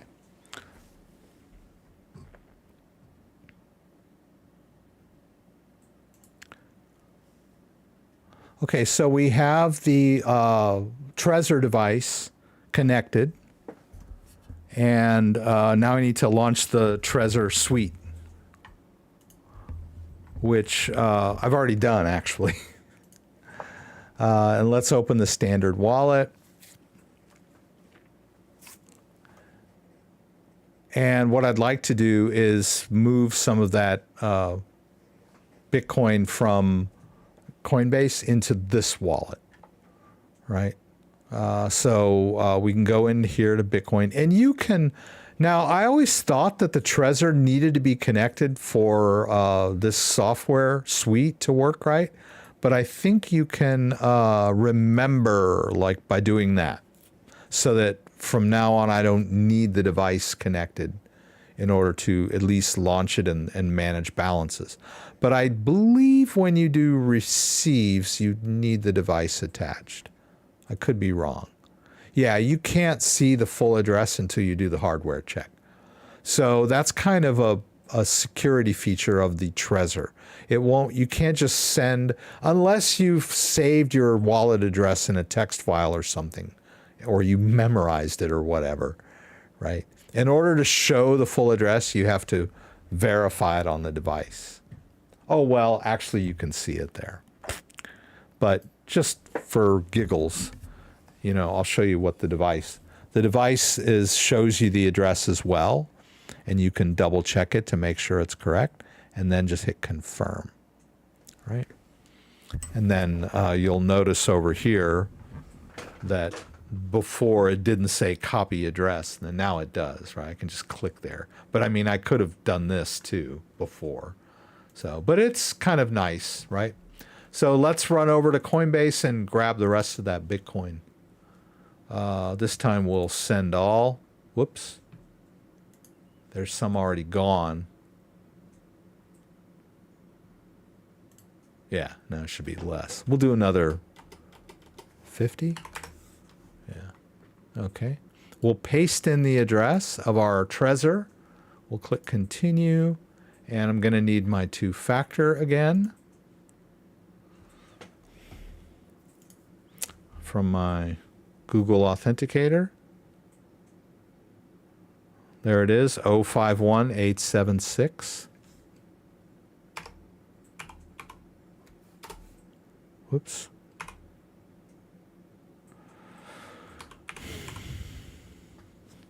And then that's off.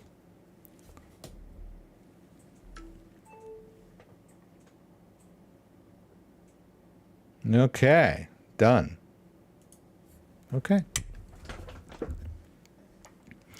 Now, before it gets too late, someone had asked me earlier about, he says something about, someone said, please help me with my MetaMask. Let me see where it is.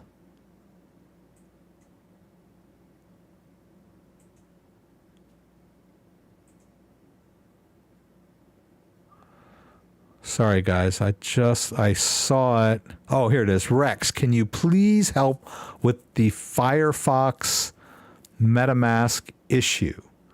So Sunstone, if you wouldn't mind sending me an email and explaining what you mean by that. Because I have Firefox and I know that it works with MetaMask. Okay. So like if you do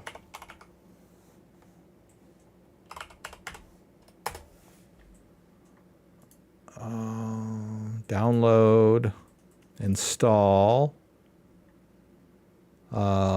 continue, add, okay, then you should have MetaMask here.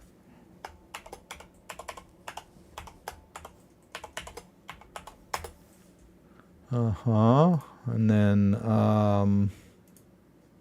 whatever. Okay.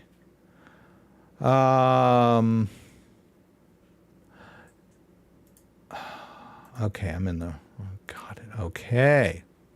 All right. So, there was one there already, I guess. It sees it. Which was kind of weird. Usually when you uninstall and reinstall the app, it would forget the MetaMask wallet you had in there before. I don't know if that was your issue, but you can always create a new account or import an old account with a private key or a JSON file. I don't know if you're trying to initialize the wallet completely. You might, if you want to wipe the wallet completely off your computer, you might need to figure out what folder in your Windows files that the MetaMask preferences are in. But I think they've added this feature so that you won't accidentally delete wallets that have balances. I don't know. Because usually when you uninstall the extension, it deletes all its preference files. But anyway, we can do the same thing we did before. We can choose hardware wallet, and we can connect our Ledger or our Trezor. I've got the Trezor connected right now, so let's go ahead and just do that. And I need to confirm this on my Trezor. Or do I? I'll say confirm. Oh, this is just their anonymous data collection. Oh, okay. It's not doing anything on the device right now. All right, so let's just go ahead and do this. Wants me. Ah, yeah, I remember this. This is whacked out. Oh, this is Trezor. Okay. Oh, okay. I see. There's a balance here. Okay. All right. We just unlock that, and that's the Ethereum account. And it sees my 2 tokens that I had on there. Actually, there was one more. I don't know where it is, but whatever. I can always import that one manually.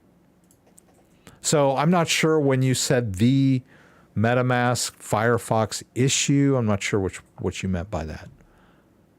But, yeah. I'm new to hardware wallets. Okay, the Keystone wallet works with Solflare, and I believe it also works with Phantom. So the Solflare wallet and the Phantom wallet are good Solana wallets that you could use with Keystone, if I'm not mistaken. Oh, I'm not sure about Phantom and Keystone. Possibly. MetaMask fires. Yes, me. My Ledger doesn't work with MetaMask, Firefox, and Ledger. I'm not sure what your issue is, but you saw me just connect mine and it works just fine. So why don't you maybe shoot me an email and we can maybe figure out what's going on with yours? Yeah. Because, I mean, as far as I could tell, there's no compatibility issue at the heart of that, because I was able to use Firefox and MetaMask and my Ledger. Whoops, get this. Did you see the steps that I went through there?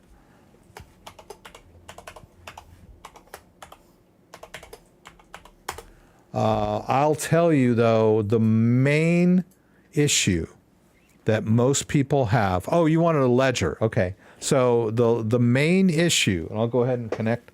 I'll disconnect the Trezor. By the way, let's double check that Trezor incoming Bitcoin. There it is. There was 50 in there already, right? So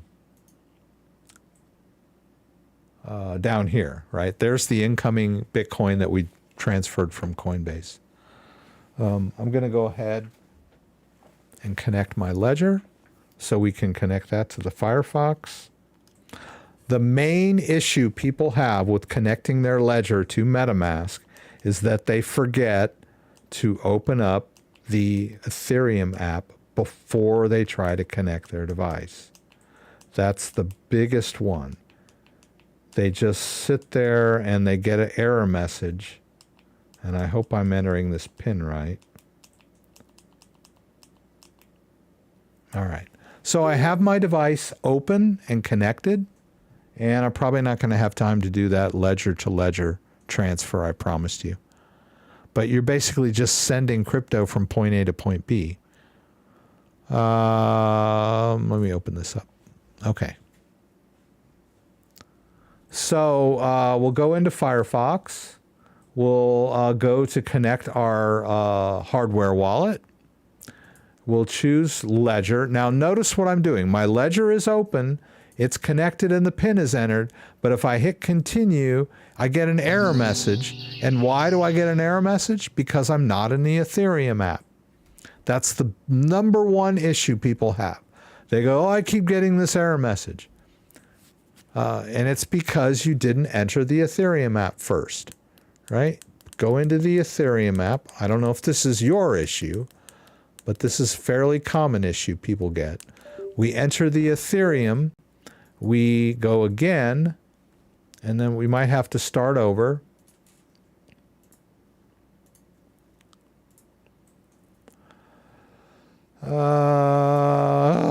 Okay. See, I jinxed it.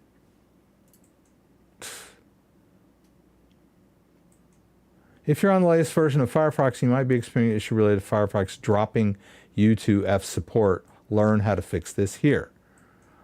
No longer supporting connecting to MetaMask, resulting in an error. Is Firefox dropping support for the legacy U? Okay. Switching. Okay, the first thing they say is just switch to Chrome or Brave. or you can install an older version of Firefox. That's what they say, which they don't recommend because of security reasons. Okay. This has happened before. I remember this U2F problem before. I don't remember if it was in Chrome or if it was in Firefox, but I remember this being an issue before, and it eventually got straightened out. But apparently now the latest version of Firefox is not supporting the Ledger thing, right? So you can either install an older version of Firefox, which I would never do, or just use a different browser if you want to use MetaMask with your Ledger device. I recommend using Chrome. That seems to be the least problem, I've had the most success using Chrome with my MetaMask and my Ledger. Well, I've just had more success using Chrome in general with MetaMask and all the other DApp sites. Right. So that's the issue, is there's a new version of Firefox. Firefox auto updates, right? When you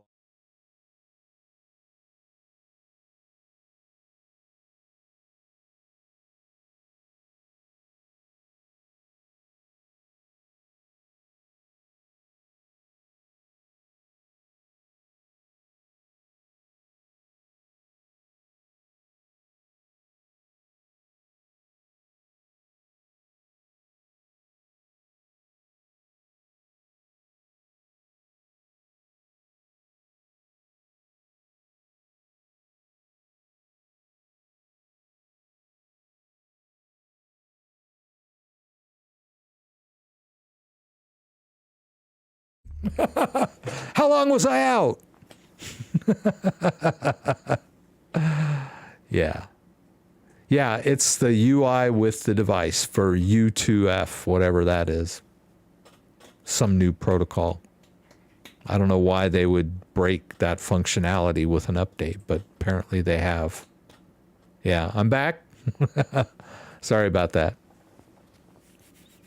So if you're dead set on using Firefox with your MetaMask wallet and your device, then you could downgrade Firefox. But it's really easy to install MetaMask and connect your device over in a different browser. Same security, right? Because you're still using the Ledger to manage your wallet. Yeah, the Ledger to Ledger transfer got bumped again, but I have a secondary Ledger over here, and I was going to transfer from this Ledger to the other Ledger. Well, I don't know. I got 5 minutes. Let's try it. All right, so this has already been verified on the blockchain. It happened really fast. So what if I have some Bitcoin in my Ledger device and I would like to send it over to someone else's Ledger device? I think the user that sent me an email earlier, and she asked me, hey, my son and I have a Ledger. How do I move from one to the other? Well, you could keep the second Ledger on a separate computer, right? Your son uses his Ledger on his laptop, and you use your Ledger on your laptop, and he sets his Ledger up, sets his Ledger Live up, and does a receive, right? Hey, Mom, send me some crypto, right? And he takes this device, he takes this address and sends it to you in an email so that you have his wallet address and you can send it to him. Now, if you're sharing a computer, right? Well,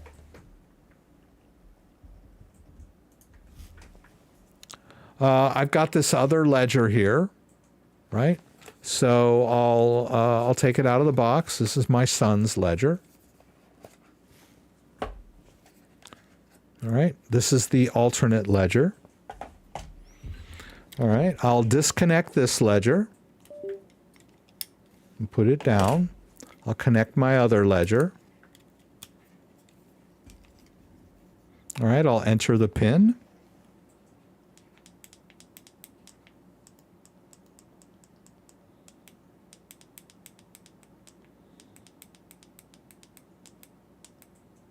Okay, I open up the device.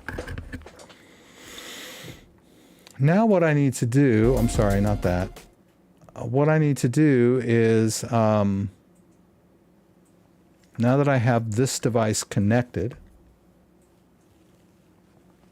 right, I need to add an account, right? So I need to go add account and choose Bitcoin. We'll do the Bitcoin example. It wants me to open the Bitcoin app. Now it's scanning this device for any existing wallets. Now, if you're doing this for the first time, if you just bought your son this device,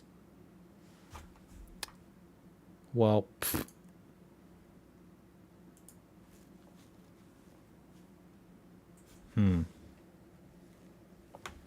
Oh. Ugh. Something went wrong. Okay. Always when I have company and I'm in a hurry. It never fails. Okay. Oh my God. All right, stop. Okay, well, let's try again. Okay. Let's go ahead and enter the Bitcoin app. Let's hit add account. Let's try again. Okay, there it goes. Things get glitchy sometimes. Okay, there. Now it's scanning the other, my son's device. Oh, come on. What the hell? Unbelievable. God damn it. All right, I will disconnect, reconnect, re-enter the PIN, relaunch Ledger Live, and see if I can make this work. Unbelievable. I'm trying to do something real quick and easy, and I get screwed. Okay. Okay, let's try again.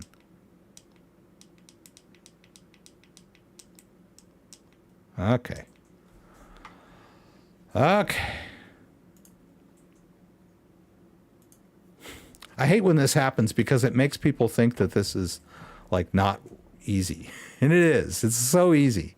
It's just every now and then you'll get a little glitch and things kind of go haywire on you and you just have to deal with it. All right, so I'm in the Bitcoin app. Let's do add account again.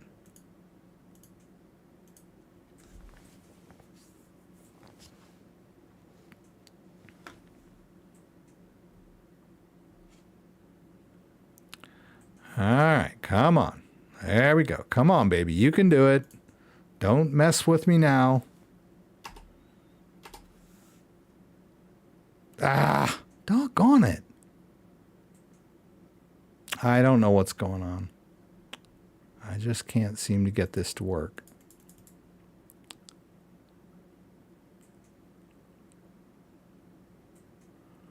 It's like I don't have anything else connected. I don't know what's the problem here.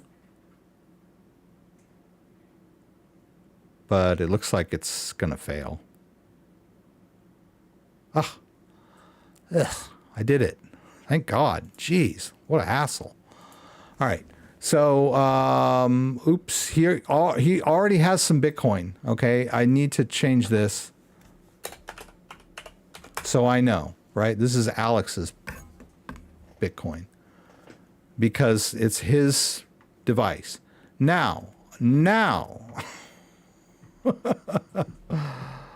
right, now what I need to do is disconnect this device and reconnect my device because my device has the crypto that I want to send.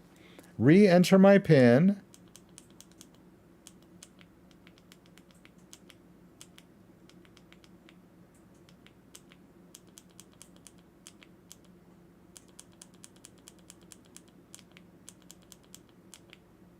Okay. Now that I've entered my PIN, I don't know if you could see that or not. I need to get the address. Sorry. I need to get the address of my son's Bitcoin wallet. I'm going to skip the hardware check because now I have my device connected. I'm going to copy that address into my clipboard. I'm going to go back over to my Bitcoin account, which is over here. And then I'm going to do a send. I'll paste in the address of his account. So we're just doing an account-to-account transfer. And I'll transfer it over. Right? It wants me to open my Bitcoin app on my device. And, oh, jeez. Wow. Okay. Now I need to finalize the transaction. And confirm the blockchain fees. Okay, and off it goes. Wow, getting a lot of weird errors tonight. That's bizarre. And that's it, lickety split. Transferred from one device to another. And the Sparrow sees it too. The Sparrow saw it go out. Yeah, okay. Let's go over to Alex's account. And there, the new Bitcoin just came into his account. All right. Do you really want to manage both accounts in the same copy of Ledger Live? You can do that, right? You can have his accounts and your accounts all on one computer in one copy of Ledger Live. You can do it that way. Or you can, he's got a little laptop or whatever in his room. You can set up Ledger Live on his computer, and he can just email you requests, Or if you have the phone apps, you can scan each other's phones if you want to do it that way. But I mean, basically, it just boils down to transferring crypto from one place to another. All you need is his address of his wallet. So you need to connect his device, set up his account, and get an address so that you can make a transfer. In Alex's case, he already had some Bitcoin in this wallet, right? Now, I don't want to manage Alex's Bitcoin in my copy of Ledger Live because I don't want my portfolio to show both of our balances. I can just take his account out. I don't need it. Not right now. I can always re-add it if I need to later, but I've confirmed that the transfer was complete, and that's it. We're done. He can set up Ledger Live on his computer and connect his device and see all that updated, the updated account information. So now I just put his device back in his box. And, stick it away in its hiding place. But I do get this device out periodically and run the firmware and updates on it, and app updates. I just don't leave it. I left it in there for about a year, and then about last month or a couple months back, I pulled it out so I could run the update on it. And I think leaving it in there for a year was a little too long. Should be every 6 months it needs to be updated, because you don't want to pull it out after 3 years and have it be unfunctioning. Any hardware wallet supporting XMR? Well, the Ledger device supports XMR? You mean XRP. What is XM? Monero. Monero is the Monero wallet, which is third party, is compatible with Ledger and Trezor.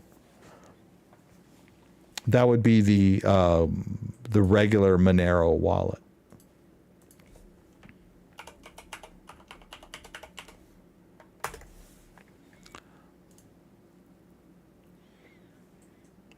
And make sure you're on getmonero.org, not monero.com.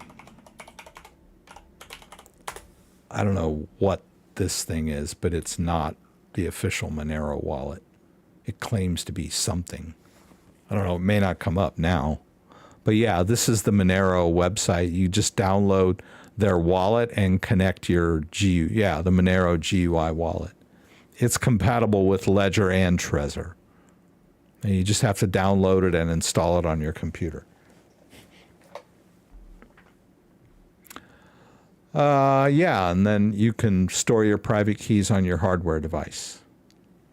I'm not sure if there are any other hardware wallets out there that support Monero, but they probably do. I mean, Keystone might, and Elipal might, and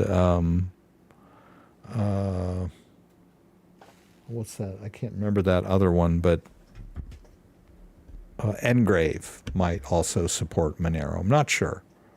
I don't know. Yeah, I'll have to double check that, see how many hardware wallets out there support Monero. Anyway, I ran a little over because I wanted to do that device-to-device transfer kind of in practice to show you guys how you would go about doing something like that.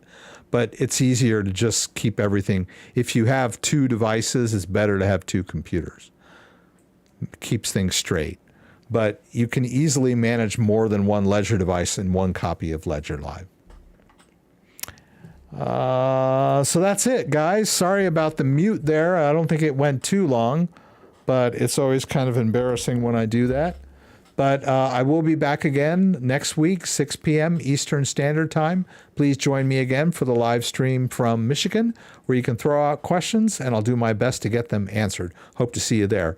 If you like this video and this live stream, you might want to consider subscribing to my channel and be alerted whenever I upload new content. I would appreciate it, and I think you would enjoy getting alerts when my videos come out. I do quite a bit of standalone video uploads. As you can see, I've got a lot of content that's, I've got a lot of content that's just standalone, and I've upload one or two videos a week at least. I try. So you might want to consider subscribing to my channel. So once again, thanks for joining me, and hope to see you again soon.